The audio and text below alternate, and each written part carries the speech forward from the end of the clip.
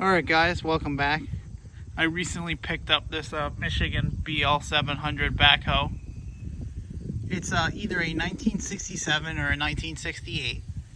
Michigan started producing the BL700 backhoe in 1967 and stopped producing the backhoe in, I believe, 1972, from what I can gather.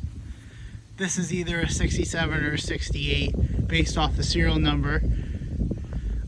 They made 463 units.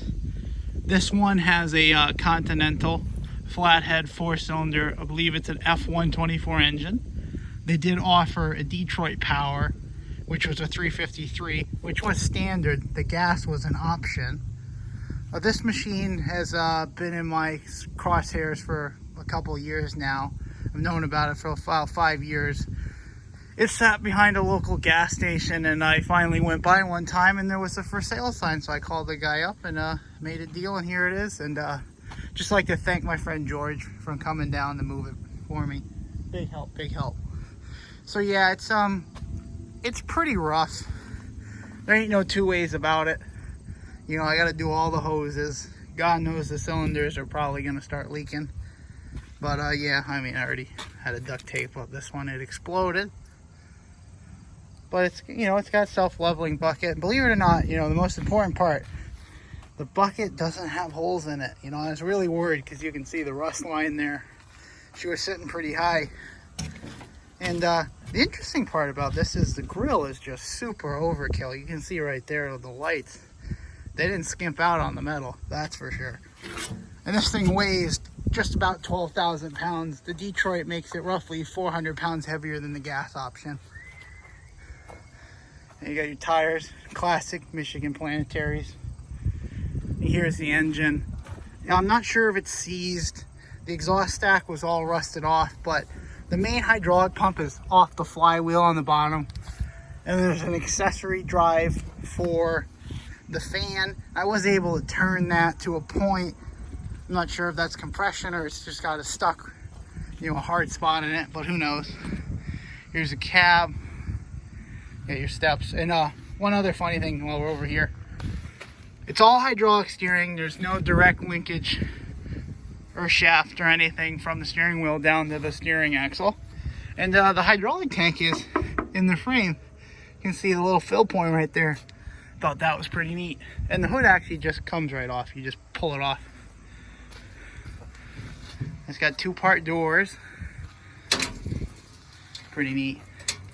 And here's what's left of the exhaust. Got a nice access point. The battery's right there. Got your seat, swivels around. Your loader controls are right here. All your gauges, heater, air filter, brakes. And it's a shuttle shift. So that lever there is the shuttle forward to reverse. Then you have I believe is what, a 4-speed or 3-speed transmission. I haven't been able to figure that out yet. You also have independent braking like most backhoes. So yeah. And it's got the controls similar to an International on the backhoe. This machine was also sold by a local dealer, a local Michigan dealership. And then it was believe I'm the third owner from what I can gather. The previous owner had it as a gas station, just a machine to play around, you know, move snow, move cars, nothing crazy.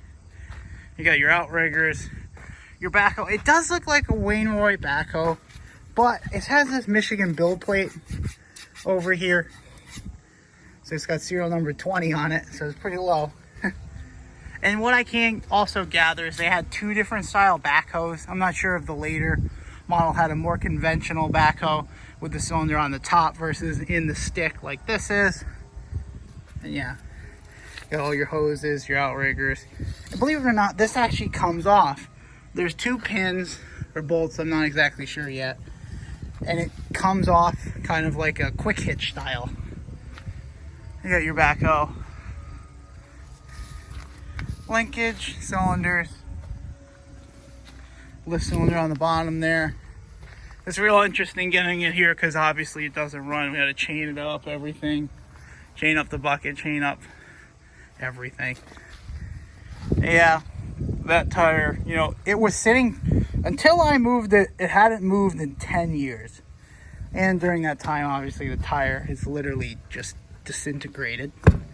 Moving it on the trailer, didn't like that.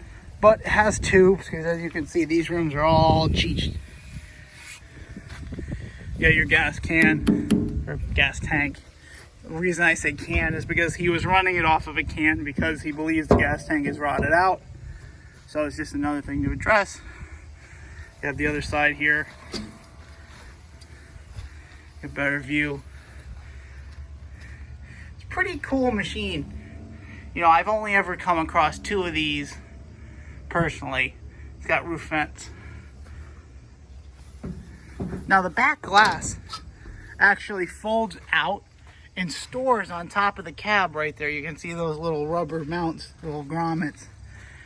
It flips all the way around. You store it on top, which I thought was pretty neat. But yeah, you got nice big steps. That's about it. You know, radiator cap. The exhaust was there. I threw a bucket over it. It's got little windows.